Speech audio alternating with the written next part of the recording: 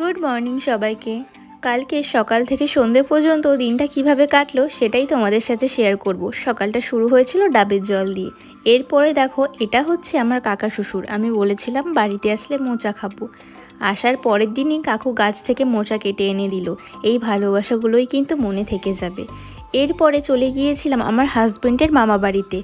গিয়ে দেখি তারা কত বড়ি দিয়েছে। আর দেখো, গ্রামের দোতলা বাড়ি এই রকম আমি ফার্স্ট টাইম দেখলাম, বেশ ভালো লাগলো। প্রচুর ফুল গাছ লাগানো ছিল, সেটাই আমি একটু ঘুরে ঘুরে দেখছিলাম। এরপরে দেখো, এটা হচ্ছে আমার হাজব্যান্ডের দিদা। দিদার কিন্তু বেশ বয়স হয়েছে, কিন্তু দিদা এখনও ভালো রয়েছে।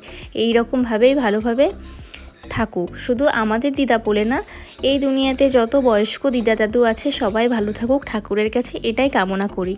এরপরে দেখো, বাড়িতে চলে এসেছিলাম। আজকে দুপুরবেলা অনেক কিছু রান্না হয়েছে, তো আমি শ্বশুরকে আর হাজব্যান্ডকে খেতে দিয়েছিলাম। সন্ধে হতে না হতেই আমার দেওর এখানে মালাই কাবাব বানাচ্ছিল। দেখো, চিকেন মালাই কাবাব আমি ফার্স্ট টাইম ট্রাই করলাম, ভীষণই ভালো হয়েছিল। একদম রেস্টুরেন্টের স্টাইলে আমার দেওর বানিয়েছিল। এমনি আমার দেওরের রান্না খুবই ভালো। সন্ধেবেলা আমার শ্বশুর কাঁসার থালা এনে দিয়েছিল আমার আর আমার হাজব্যান্ডের জন্য। আমাকে বলছিল দেখো তুমি কোনটা নেবে, সেটাই দেখছিলাম। এরপর শাশুড়ি মা ডক্টরের কাছে গেছিলো, আসার সময় ফুচকা নিয়ে এসছে। ফুচকা খেতে তো আমি ভীষণই ভালোবাসি।